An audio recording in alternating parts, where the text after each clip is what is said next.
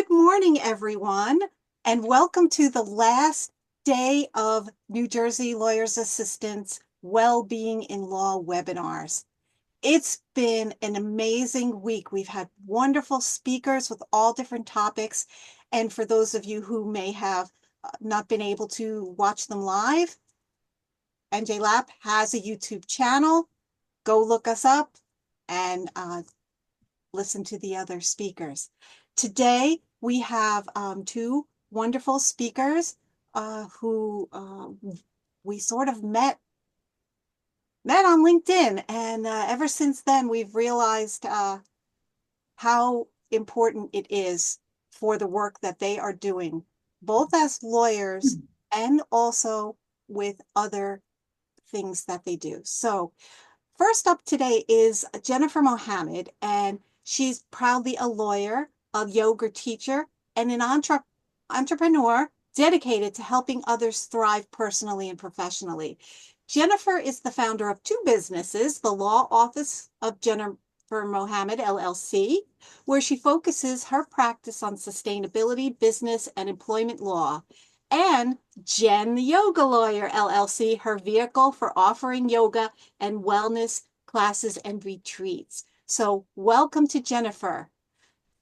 Then up next, we have Cara Perry. She is a consultant, lawyer, well-being advocate, and speaker, adjunct professor, yoga and meditation teacher, and laughter yoga leader. Her transformative journey has evolved from working as a corporate attorney and for over 2 decades to embracing mindfulness as a yoga teacher. She transitioned into academia as an adjunct professor at Quinnipiac Law School, teaching the integrative law approach to negotiations clinic, which incorporates well-being in the curriculum. She also teaches the law student wellness and mindfulness course at her alma mater, Seton Hall Law School. So welcome to Jennifer and Cara, and the stage is yours, Jennifer. Thank you, Noreen. Thank you for having me. And good morning, Cara, and everyone else here. You just bear with me a moment. I will share my screen and we'll begin my part of this morning's presentation. Okay. Just have to move my bar. Okay. There we go. Okay. So I'm actually very excited to be here speaking with you all about fear. And doesn't that sound kind of weird, right? Excited to be talking about fear. But I'm actually really excited because I want to introduce an idea or a way to think about fear in a more expansive way, something more than being scared, right? So my program, Facing Fear, Cultivating Emotional Resilience as a Pathway to Joy and Success, right? The idea is that we have to break down our fears, identify our fears as we step on this journey toward joy, right? So, whoops, again, bear with me with the slides. Okay, so again, why is fear so important to start with when we are talking about getting to joy? Because we're lawyers, right? And we're not afraid of anything. We're not afraid of anything, right? I'm being a little facetious here, right? But right, we are known as having tough, thick skin, right? We do the jobs, the work, we say the things that other people may not want to say. But as you've probably heard in some of the well-being programs this week, we are, as we know, we are human, and we don't get a pass, right, from emotions, the whole host of emotions that we as humans are meant to experience, all of which are mostly impermanent, right? So just wanted to kind of set that stage, right? So we brace joy by facing our fears.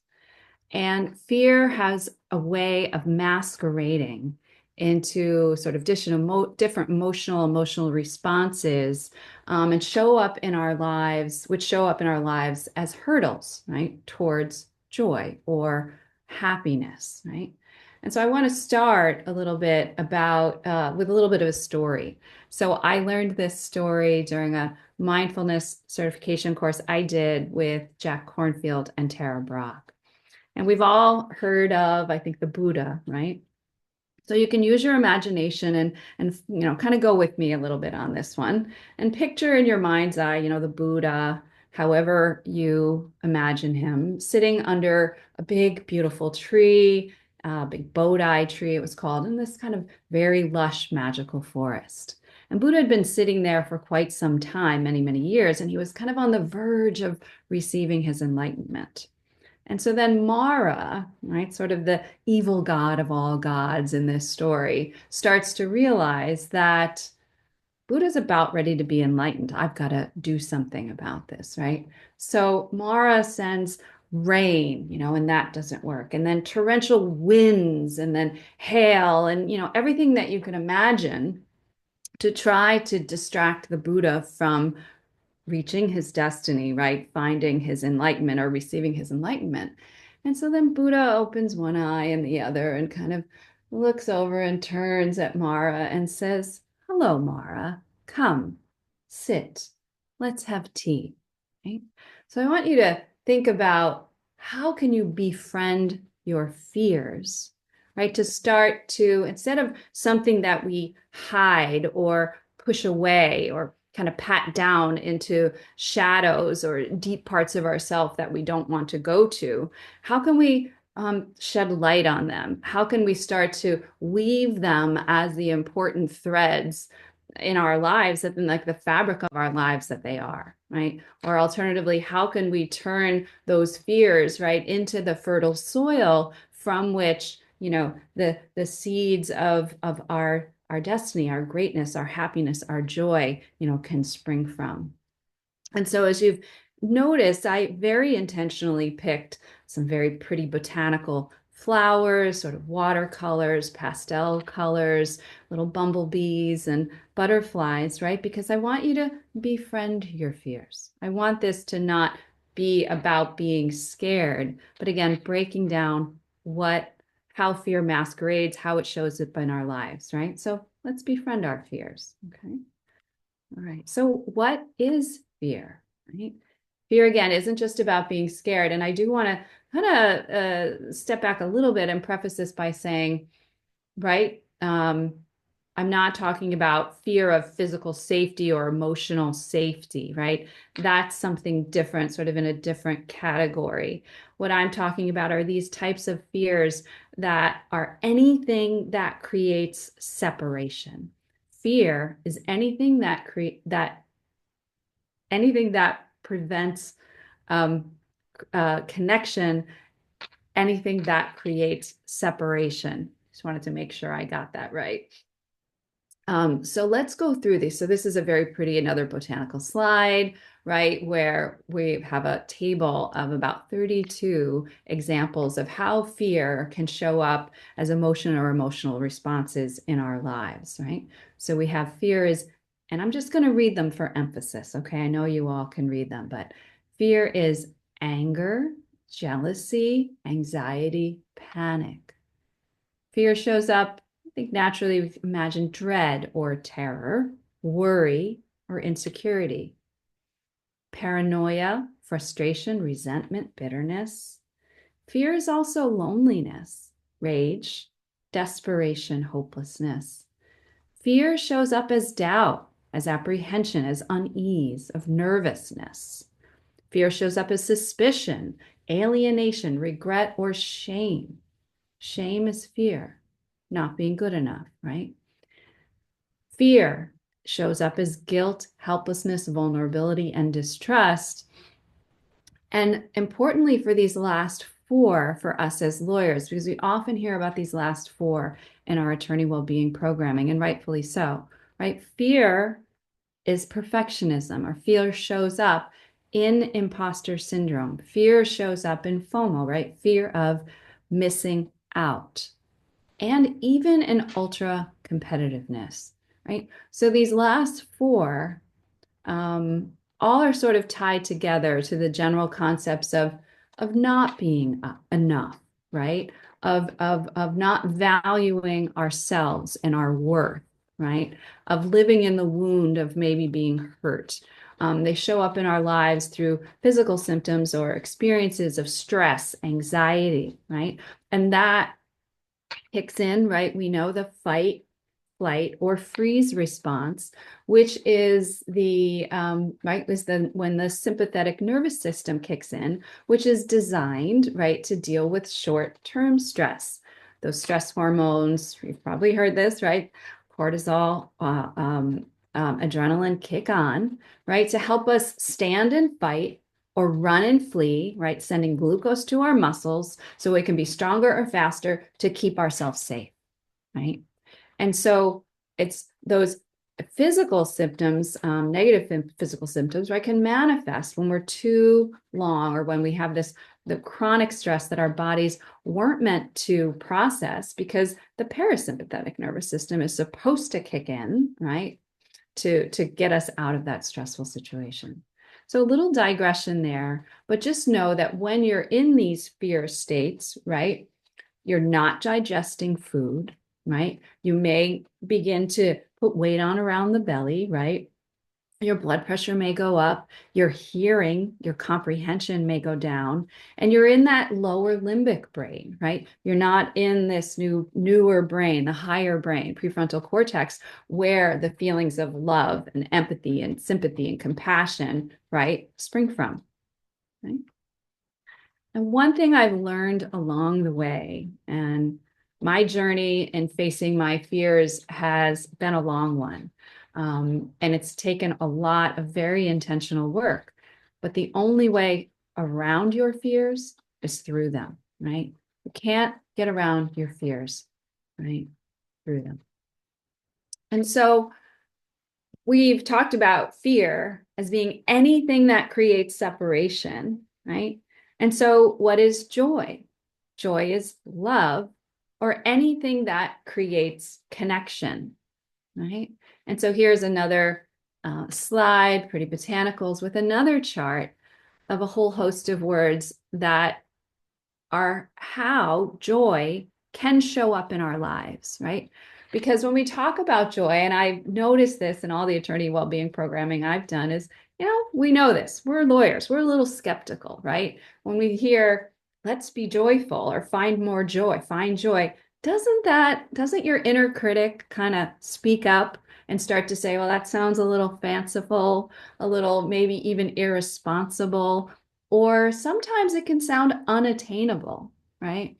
But when you think about all the different ways that fear can show up in your life, what if you looked at all the different ways joy shows up or can show up in your life other than just this ecstatic happiness, right? I think that we think about when we hear joy, right? So here are other ways to other things to look at, other emotional responses or intentional ways of being, right? That you can cultivate feelings of more joy in your life to cultivate a greater sense of wholeness, of self, of knowing who you are, of creating very important micro moments of happiness that you can walk along the way to joy, right? So we'll just kind of go through them a little quickly.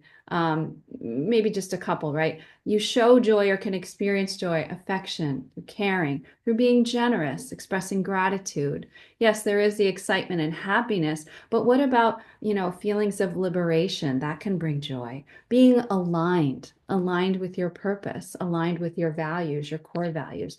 All of those things bring joy because they create connection, right? So I want to do now a little somatic practice, right? And what is a somatic practice, right? That sounds, again, a little woo-woo maybe, right? But a somatic practice is really, it's a mindfulness practice designed to get you out of your head, right? As lawyers, we're in our heads so much, right? Get us out of our heads and into our hearts and in our bodies, because our bodies are constantly sending us signals for what's right, what's wrong, what's fear-based and what's love or joy-based, right? But because we're in our heads and we're very logical and we have all of this, this desire, this FOMO, we don't want to miss out. We got to be successful. We have demands on us, and all very, not to diminish those, right? We care about our clients. We do our best to do the best work we can do, right? But we have to learn to pause and then allow the wisdom to come up. So I just want to lead you through a little practice. So any inner critics in the mind that are turning on right now, just you go send them out for a coffee break and start to close your eyes, or please close your eyes and settle in to your breath, and just notice the inhale in through the nose with a deep breath in, and a soft exhale out, right? And as you exhale out, bring your awareness to your feet and let them just press down into the floor gently with each inhale and exhale. Noticing where the body is making contact with your seat, maybe where your back is against the chair, right? Slow breaths in, slow breaths out. If it's helpful for you, you can look at the pretty butterflies and flowers on the screen, right? And very intentionally selected for today's program, right? And we're going to use our imagination on this somatic practice, right? So go with it. Follow my voice, okay? We'll take another big, deep breath in. Slow exhale out. And bring your attention back to a time in your life when you felt very joyful, a very happy, happy moment, right? It might be when you graduated law school. Maybe you have a particular image in your mind you can call up when you received that diploma. Maybe it's the day you got married or had children, adopted your puppy, right? The day you caught your first wave surfing, whatever it is, right? Think back to that moment, right? And go back to allow yourself to recall how you felt in that moment physically. How did your body feel? Keeping slow breaths in, slow breaths out. Begin to experience the physical sensations, right? Right? Which is not saying I felt happy or I felt joyful. And I'm going to lead you through this a little bit, but it's for you to experience how you felt. Maybe your body feels open. Does it feel tingly? Does it feel kind of fluttery, right? Do you feel expansive, bright, light, lifted, right? Does your heart feel open, right? Do you feel energetic, right? See what those sensations are. Okay. And now we'll kind of shake that off a little bit, right? So literally you can kind of move the body gently, right? Taking a cue from animals that kind of shake when they're shifting their energetic states. And now with a slow breath in and out, right? I want you to think about a time when you were sad or a time that was very stressful in your lives. Not the biggest trauma, perhaps, that you've ever experienced, right? But stressful time. It could be even as you show up every morning at your desk for work. How do you feel then? Or how do you feel when you're about ready to give a big presentation or go before the judge, right? How is your body feeling in those moments? Does it feel tight? Does your heart feel like it's being broken? Does it feel like your little needles, right? Being stabbed, even. That's a very strong feeling, but it's something that I get when I think back to when my mom was dying, right? I can almost feel the pieces of my heart breaking, right? Does your body feel closed, right? Do you feel it tighten, right?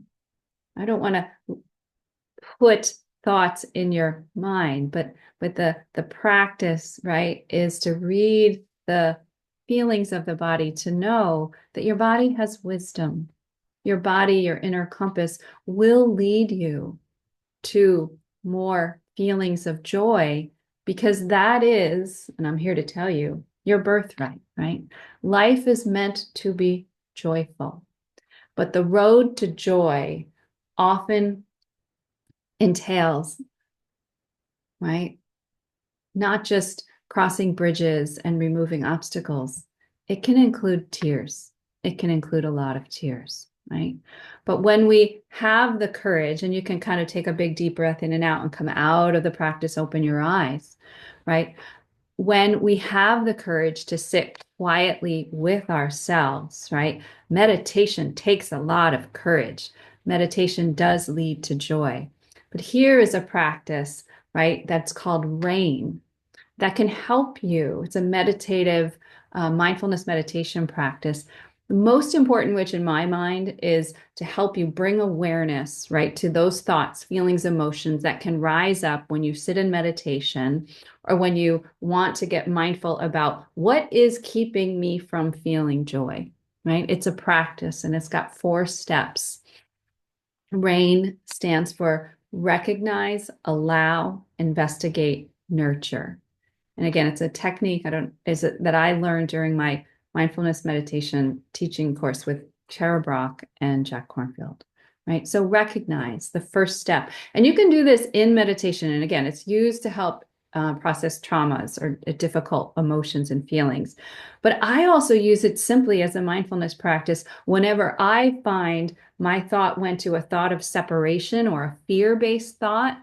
I recognize it and I pull myself back, right? Okay, that's a thought of separation. Maybe that's me feeling like I'm unworthy again, right? That I'm an imposter, like I'm not good enough, right? And then the second step is to allow it, right? You allow it to be. Just allow it to be, literally, without judgment. Don't try to stuff it away, right? Don't turn it into a shadow. Just allow it to be. Investigate it. How is going back to the practice that we just did? How is my body feeling in this moment, right? Or what is the situation that is bringing this up for me? Investigate it gently with kindness, right? And then nurture it. Nurture yourself, right? Be your best friend through the process. Here it is again. Imposter syndrome is rearing her ugly head again, but that's okay. I know I'm worthy, right? I know I am enough. I have doubts about myself, my abilities, but I know I'm strong. I know I'm doing the best that I can do, right?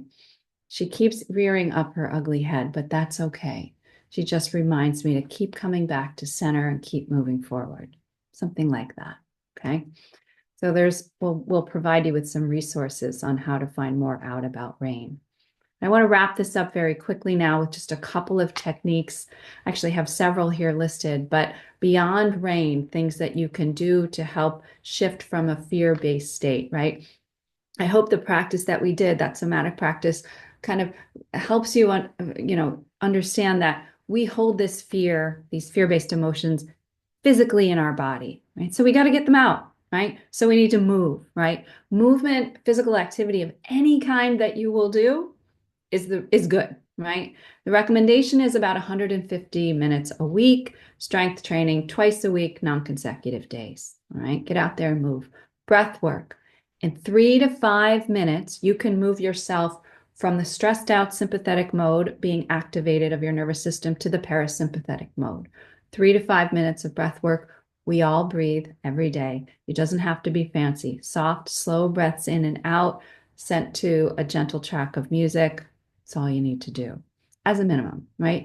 Nature, get outside in nature. Study after study show, many Japanese studies show that being in nature reduces stress, makes you feel better. Even looking at pictures of nature makes you feel less stressed, okay?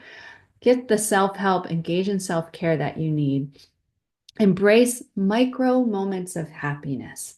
Studies and studies show now that embracing those moments, just appreciating those little moments. Like we all say it, right? It's the little things in life that matter, right? Back in 2010, this concept in my first yoga teacher training, the concept of finding beauty in the mundane, right? right? That's really important, creating a sense of gratitude, fullness, appreciation on the path to joy. If you need professional help, please get it. NJLAP, other resources, a coach perhaps, or even having a charismatic adult in your life that you can trust and talk with, right? Hobbies, super important. Mindfulness practices to help break the stress cycle and to allow creativity and joy to spring up, right? Distance, right?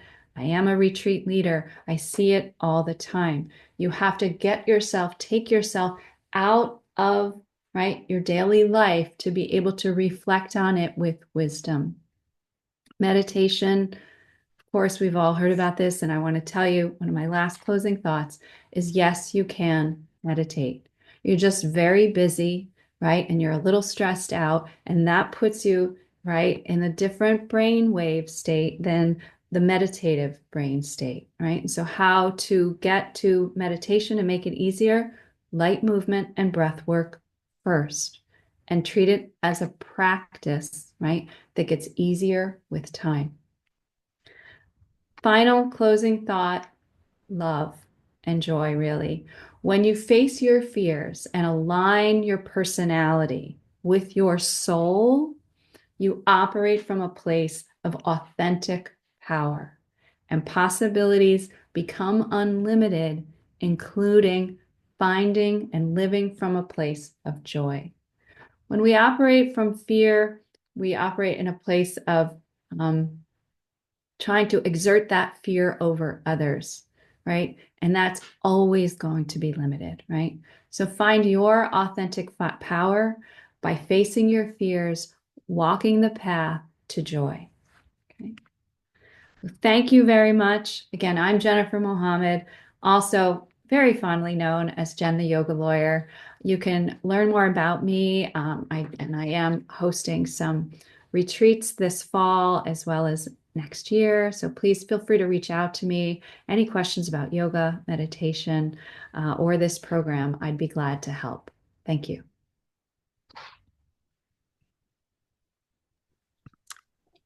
Wonderful. Thank you so much, Jennifer. That was excellent. I know you Take it away, Kara. Sorry. I know you had fear, which for some people might seem like the hard emotion, and you beautifully, I think, weaved our joy and fear together. Somebody by saying fear is excitement as well, and nervousness, fear is nervousness, and joy excitement. Somebody had shared the term nerve sighted with me, so and that's how I feel a little today, nerve sighted. So thank you. Okay, and so I'm gonna bear with me, please, while I get my slides up. I've had a morning of technical difficulties, so I'm hoping that this works. Hopefully you can see my slides. Okay, so my name is Kara Perry, and I am here today to talk to you about joy management, finding moments of joy between coffee and chaos. And I am the founder of my company, Just Brilliant LLC, where I work with professionals on helping them prioritize their well-being alongside their career ambitions. And it's my thrill to be here with you today.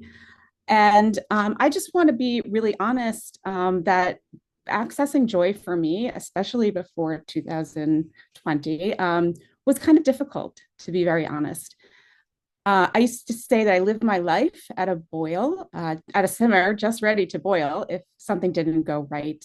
I was juggling, like so many of us, I was juggling in-house career, very busy career, and 3 children schedule. My mother, who was aging and was sick, and my husband had a very busy schedule, traveling a lot. So a lot of different pressures that are just part of life. And I also, during some of that time, struggled myself with some mental health. So I understand the concept that sometimes if somebody just says, joy management, that it can feel a little dismissive. And I really want to honor that this is well-being in Law Week, and this is Mental Health Awareness Month, and offer that joy isn't about being dismissive with our difficult emotions. And I think Jen did such a wonderful job talking about that. As Tara Brach has said, we really need to honor our entire experience. So that means all the emotions. And there's times where joy just doesn't feel genuine, and that's okay. So I like to say, kind of like the Buddha said, like, welcome them all to the party. Welcome all our emotions. This picture, I throughout this presentation, most of the pictures are ones that I took myself that just brought me moments of joy. And this happened to be this double rainbow in my neighborhood that brought me tremendous joy that day. Okay. So I just wanted to, before we start, Jennifer did such a wonderful somatic practice, and I'm going to do a very quick one with you. And this cartoon, I really love. This is a mindful moment practice. Here the picture is this cookie, a muffin, and a donut all sitting on their yoga mats in that lotus position with the teacher that is a cupcake saying, find your center. The cookie and the muffin seem very happy and pleased, eyes closed, smiling, but the donut looks rather dismayed with their eyes opened because he doesn't have a center. So when we say, find your center, what does that actually mean? Really, it's just about getting our head where our body is. So often we are physically present, right? But our minds are thinking about the meeting that we just came from or the meeting that we're going to. And so having a really quick reset just to get you physically and mentally where you are is a really wonderful tool. So I am also going to invite you to just practice this with me a couple seconds here and allowing yourself to just get comfortable, whatever that means for you. It may even be wanting to stand up right now. If you've been sitting a lot, that's absolutely okay. Even giving a shake, maybe bring your shoulders up and around and the other way. And then I'm going to invite you to close your eyes if that's comfortable. And if not, you can just lower your gaze. And taking 2 deep inhales through the nose. And a slow open mouth exhale. And then simply just notice how you feel right now. Seeing if you can resist that urge to change it or judge it as good or bad, right or wrong. Just giving yourself just a few seconds simply to just be.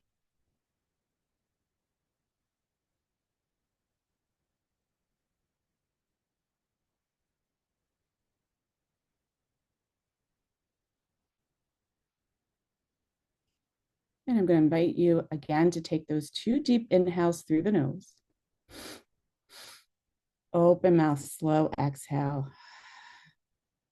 And before you open your eyes, an invitation to maybe just slightly turn up the corners of your mouth. Maybe a tiny little smile. And just noticing how that might make you feel. And when you're ready, just fluttering your eyes open. So thank you. If you practice that, if you just observe that, absolutely fine. What's so great about that and joy is that really getting in the present moment is a real gift. And that's kind of why we call it the present. It allows us to really actively listen, to absorb information, and really have those deep connections that really can lead to joy. It's something, this little practice that I really highly recommend. You can do this really anytime. I highly recommend it before you go into a courtroom, a boardroom, and absolutely before you go into your teenager's room. It really can be just that quick little reset. Okay, so what is joy? And Jennifer touched on it and had so many wonderful descriptions and different words for it. And I think our definitions are very similar. So there are a lot of definitions, and if the chat worked, I would have you put in what joy is for you. I'm going to just share with you what it is for me. As a laughter yoga leader, our practice is really based on really trying to connect to that inner joy. And so for me, it's more about, it's related to happiness, but it's deeper than happiness. It's about sort of a contentment that can come from within. As Dr. Madan Kataria, who is the founder of Laughter Yoga, he's a medical doctor from India, says, joy exists within us. And when we can connect with it, it makes it easier to handle life and its challenges. because it puts us strongly in the moment. And then this sense of gratitude or appreciation, it's not always exuberant, and it's not always jumping for joy. It can be really subtle, right? As Jennifer said, just appreciating those little things. And a celebration of life and love. Again, that doesn't necessarily mean popping the champagne and having a big party, although it can, but even just celebrating your little wins. We are, as a profession, I think, so ready to criticize ourselves for our little mistakes that we sometimes often forget to celebrate our little wins. And so this celebration of life and love that leads to those deeper connections. And then finally, I see it as not just an emotion, but it is a practice too, and something that we can really use to strengthen this mental muscle, if you will, to sort of choose joy as we go through the other emotions too. We're not trying to circumvent any emotions, but when I learned that, I found that really empowering for myself. Okay. Oh, and this is a picture from Cape Cod talking about connections. It was very good friends of mine from college that we all got together, and it just was a gorgeous night that treated us to this amazing sunset.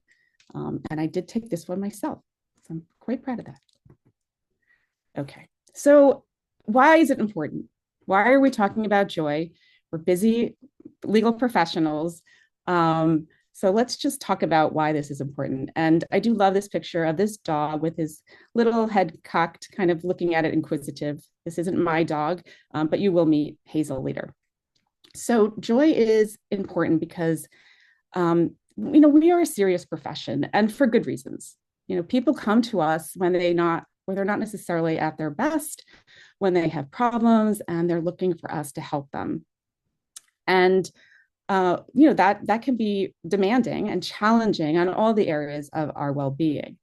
And I think we've focused a lot on stress management, and the statistics seem to indicate that maybe that focus alone isn't working so well. So I want to propose that we think about joy management. And really, that is an intentional practice of cultivating joy as a strategy for our well-being, as a strategy for resilience and for a sustainable career. Dr. Kelly McGonigal, who is a health psychologist who's written The Upside of Stress and The Joy of Movement, has said, joy consistently primes you to engage with life and strengthen your commitment to the sources of joy. And so it hits all the different areas that NJLAP has done such a wonderful job this week of addressing. So physically, it releases kind of the good hormones and chemicals in our body. Emotionally, it allows us to respond rather than react, and so maybe respond a little more skillfully. And once we realize how we can navigate all our emotions, we can start to see that really joy isn't too far away.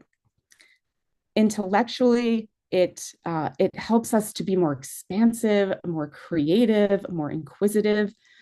I often say to people, if we were in person, I would come up to somebody and say, be serious. When you say that to somebody, it kind of really makes you constrict, right? So sometimes when we're too serious, things just seem overly hard. So sometimes just a little levity, a little bit of joy can help us to be a little bit more creative and curious.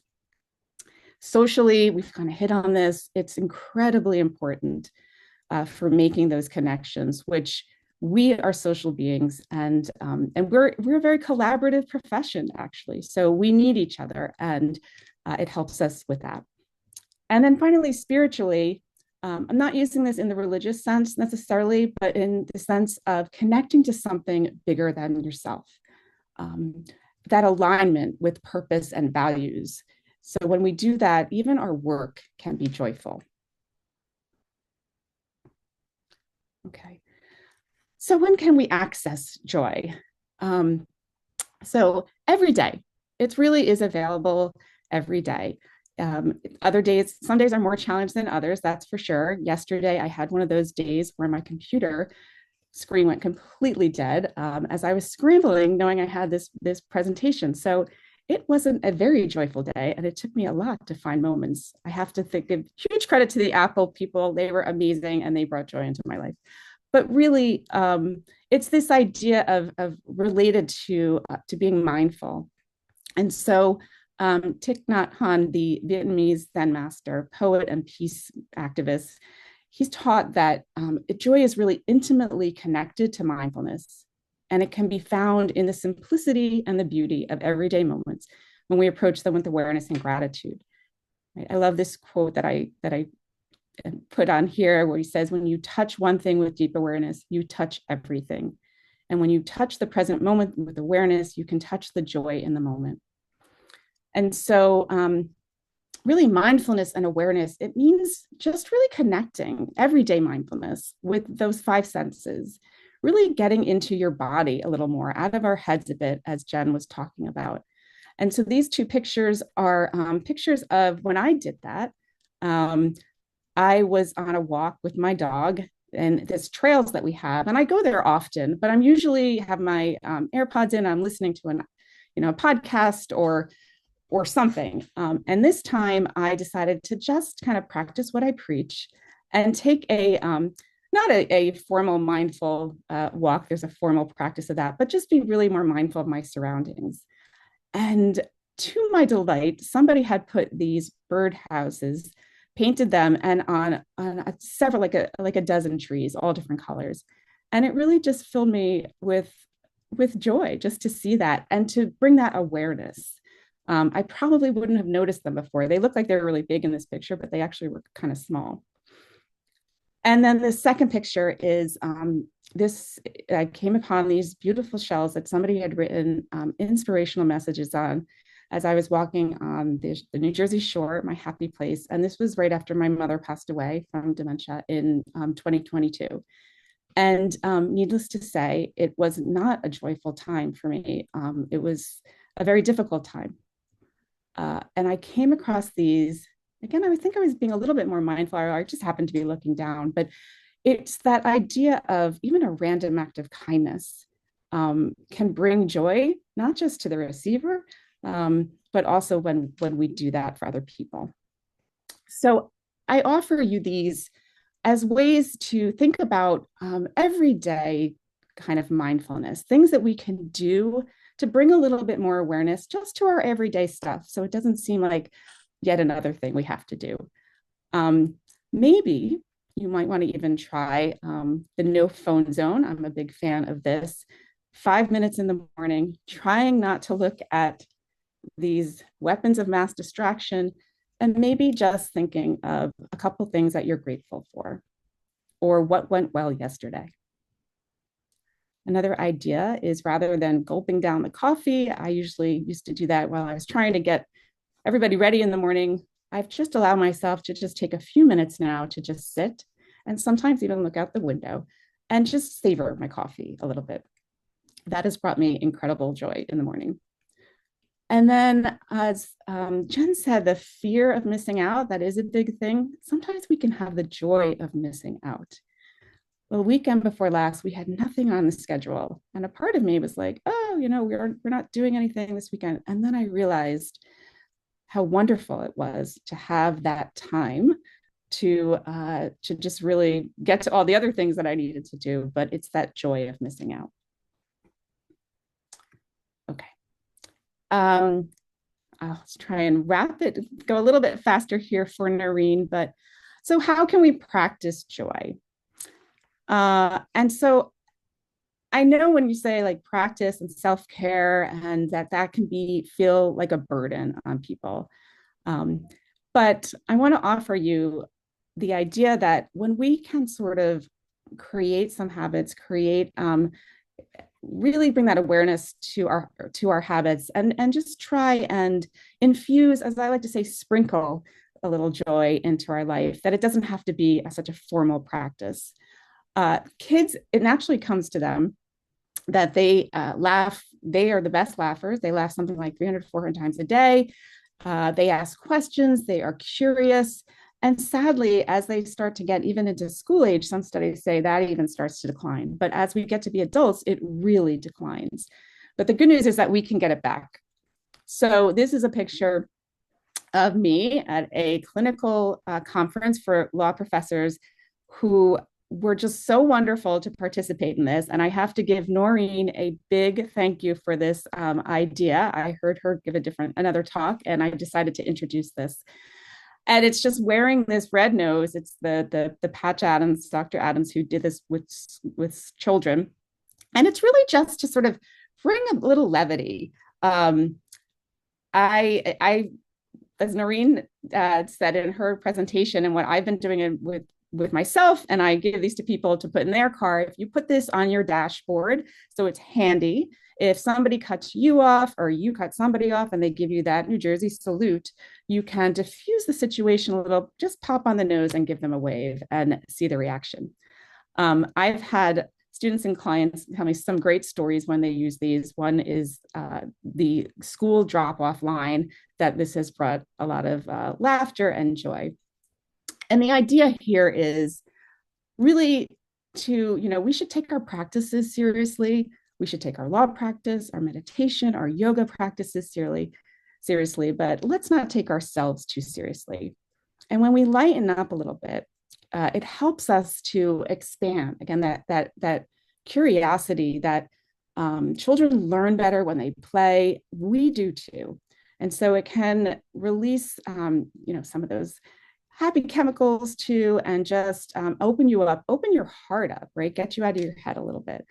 So I offer that as a fun trick. It also can help you if you have children. My students have told me, I give them, all my students, they get a nose for their children too, that it's helped them to relate to their kids better too. So other things like dancing and music, that movement that Jen talked about, thinking of things a little bit novel. I like now for a quick core exercise, a weighted hula hoop that I put on some incredibly fun music. It looks a little strange, but it's really fun. And then just things like maybe in the office, instead of just asking people, how are you? Maybe it's what made you smile today? And the other thing that I like to do sometimes is listen to the comedy station on my commute home. Just little things like that can help us maybe to infuse and sprinkle a little more joy in our lives. So this book, The Power of Play, Optimize Your Joy Potential, is really excellent. I highly recommend it. And this is the chapter 8 is Plant Smiles, Grow Laughter, and Harvest Joy. Okay. But let's talk about obstacles to joy, because again, we don't want to be dismissive, and joy can sometimes be rare, and I think that's what makes it more precious. But there are real obstacles to it, right? I don't have time is one, and I'll feel joyful when I'm finished with everything. So I'm just going to invite you maybe to think of joy not as an extra, but actually the fuel that can help us. When your tank is low and you get that indicator, maybe thinking of it as the fuel that helps you in those little micro moments too. Instead of, help you get where you're going along the ride, instead of just meeting you at the finish line. And then the I don't deserve joy. Joy isn't a reward. You do not have to earn it. It is your birthright. And it can coexist with those difficult emotions too, with the pain and the grief. And then if I feel joy, the other shoe will drop. This is one that I struggle with, to be honest. Let's not get too joyful. Something bad is going to happen. But really anticipating pain and loss, that doesn't really protect us. It's really when we have the capacity to learn how to build that capacity for joy, that we can build that resilience and work through and with all the emotions. As Tara Brach has said, it's like a great sky that includes all different types of weather, and joy is this expansive quality of presence. So as she says, joy is really saying yes to life no matter what. And this picture here, it reminds me, they look like almost big steel or cement doors. with that really little person in front of it. And it almost looks impossible to open them. But there's that glimmer, right? That little sliver of light coming through. And so I say look for the glimmers. Okay, so call to action, and I want to make sure I give Noreen her time. So thinking of joy as it's not frivolous, but I really like to think of it as strategic, and it's contagious. So it can have ripple effects on others around you.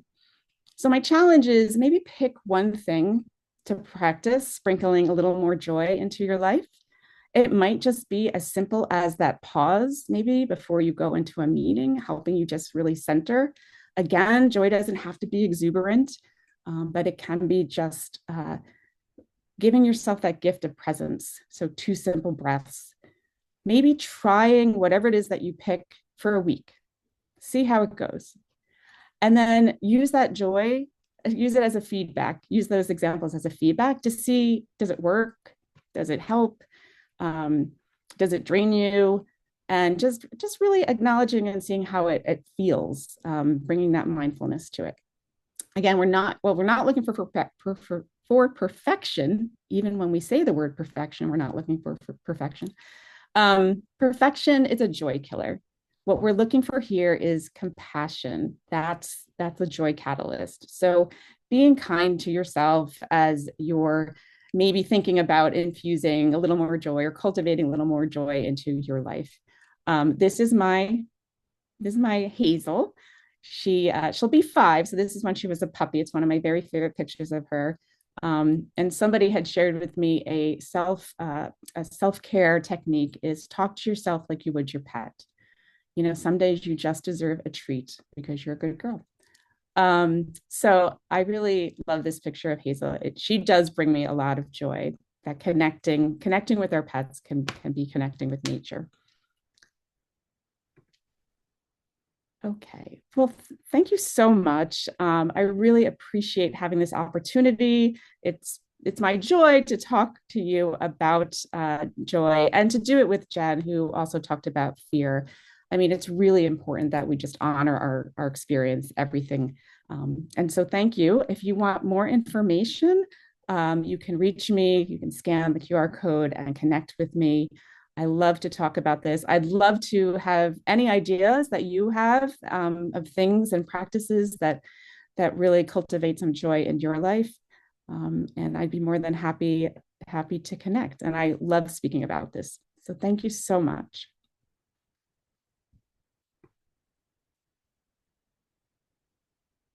I think you're on mute. You're on mute, Noreen. Of course, the person running the whole thing is on mute. So thank you so much for all your presentations. And I have a little bit of a story to tell you about what joy has done for me. And so I'm going to share my screen. And joy is my watchword. What's yours? Now, this is a little bit of reverse things here. What is watchword and what are you talking about? So and I love this little dog. Don't dogs just give you those expressions of how joyful is that dog peeking in there behind the scenes there? You think, oh, the dog stuck his head in the picture, but it's a beautiful expression of joy.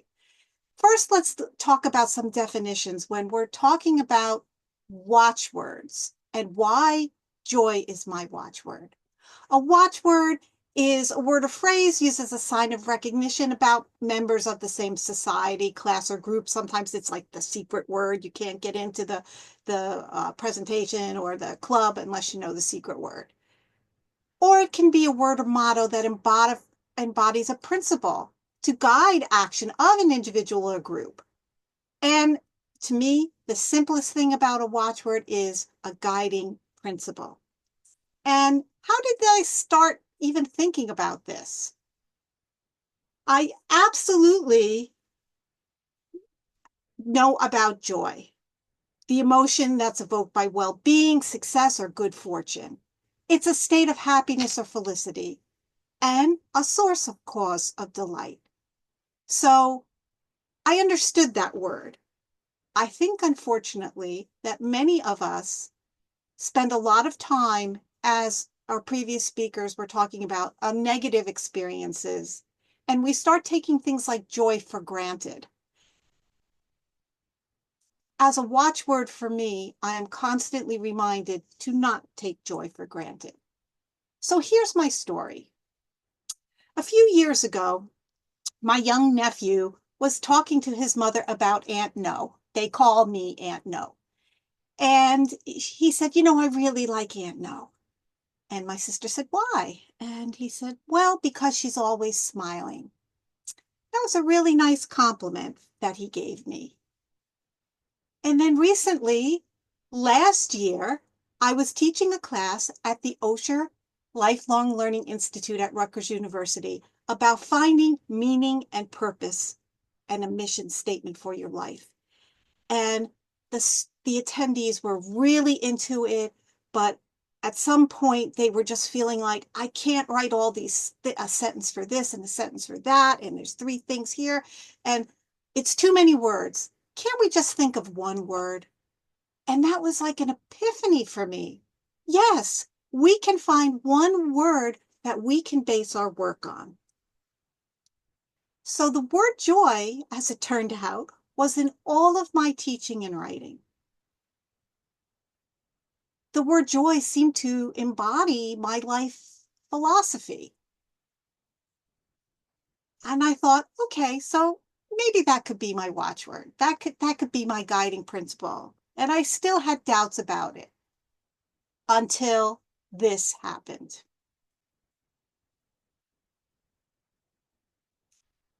This is my granddaughter playing with bubbles. This picture to me embodies pure, simple, innocent joy. The smile on her face, the way she's crunching up her eyes, looking for the bubbles, laughing. So many of us lose this as we get older. We have so many responsibilities, and yes, we are serious people doing serious work, but we also need sometimes just to blow bubbles. It took the sheer joy experienced by a child to make me understand that the one word that had been my watchword all along was joy, and I just had to discover it. So how can you find a watchword? I love this little picture here of all these question marks in stone blocking your way and just this little tunnel to get through. That's how we feel sometimes. We have so much going on. We have so much we need to do, and we just want to get through to that other place where there's some light. So for you to think of a watchword, here's some quick thoughts. What are your favorite emotions? Now, many of us are going to say happiness, and not to downplay that, but break that apart. How did you get to that happiness? What emotions did you feel? Did you feel joy? Did you feel gratitude? What were those, and which one of those things really seemed to embody your own self? So do a little thinking about your favorite emotions. Is there a positive word that you find yourself using all the time? For example, as I said, joy was showing up in all these things I was teaching in this class on meaning and purpose. And really, I was rolling over it and not paying attention to how important it was for the attendees to understand that we weren't trying to do a grueling punishment thing of finding mission and purpose. We wanted to come out at the end having satisfaction or joy or gratitude for the work that they had done. Ask a friend to describe you in one word. So I did this with a group last week, And one person described the head of the project as professional, thinking that it was a complimentary term. And the person was, oh, I don't like that at all. And he said, yes, I'm a professional. I do professional work and I do this, but there's more to me than just being professional. That just sounds so uptight. And we all had a really good conversation about, okay, so how can you break that down? And what word would you like people to use thinking of you? And he began to describe some of the other things that he was doing in his life and the things that were important to him. But apparently, none of the other people who were there who actually thought they knew him and worked with him, they didn't know that about him. So no wonder professional became his word, according to his employees. We need to be lighthearted in the midst of when things are not so funny. So, in other words, we're not going to ignore serious things that happen. And we're not going to not be serious about moving through something, family work, different things, catastrophes. Those things happen. But what you can do is be lighthearted when you can and laugh a little. For me, laughter brings joy. And again, that's my watchword. Your watchword may be kindness. How are you going to express kindness? You may have a word of industrious, that you're very good at getting down and doing the work and whatever. Pick those kinds of words. For me, because joy, again, has turned into my watchword, I am going to share with you, just as our other speakers did, a little exercise to end the week. I am also a certified laughter yoga leader and a certified wellness instructor. And we're going to do a little breath work with a laughter exercise in it. And yes, it's silly. Yes, it's ridiculous, but it's fun. And more importantly, it releases those feel-good endorphins that we've been talking about that we need to have resilience. So let's think about how we're going to do this laughter exercise. First of all, it's really important when you're doing laughter exercises that you have some eye contact. So I'm going to look into my camera because if you're by yourself, you can look in the camera and it looks like I'm looking at you. If you're with someone else, look them in the eyes. And we're going to do a deep breath using, when you breathe out, the pranayama breath, you are going to make the sounds of laughter. So, in other words, you're going to breathe in, and instead of just breathing out, you're going to do ho, ho, ho, ha, ha, ha, he, he. We're going to breathe in again and do that 3 times. However, there's one part that's very important. After you do the ho, ho, ho, ha, ha, ha, he, I'm going to be looking right in the camera. You need to do this.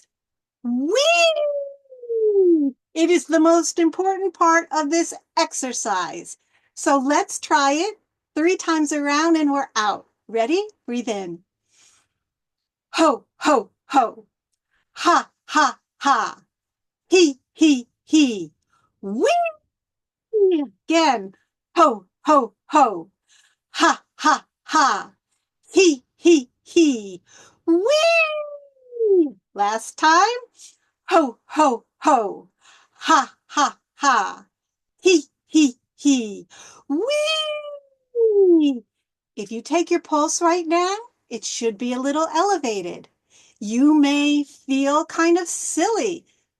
You've made smile faces without even knowing it. And if you're with other people, you may have actually gone into genuine laughter. So that is why joy is my watchword, and I encourage you to think about what yours is. For resources on finding a word, you can look up my word of the year on Google. Apparently, there are hundreds, maybe thousands of people who write about their word of the year. And it's a thing that they decide they're going to concentrate on, they're going to do better about or learn. So, watchword, it's not a permanent thing. You can pick one word for the year and go with it. The New Jersey Lawyers Assistance Program is uniquely suited and qualified to provide you with confidential free services throughout your career, whether you are experiencing substance use, mental health issues, or other life challenges. Since its creation in 1993, NJLAP has continually provided specific assistance that targets the stressors that are unique to the legal profession in New Jersey. And that means having programs like this that acknowledge your stress, your serious work, and how we can help you keep your well-being intact. So, whether you're concerned about a legal colleague or yourself, call us at 800-246-5527. Your calls are always confidential. And again, thank you so much for today. And you can find our list of other well-being programs that we did this week on YouTube. Thank you so much. Have a great weekend. Bye-bye.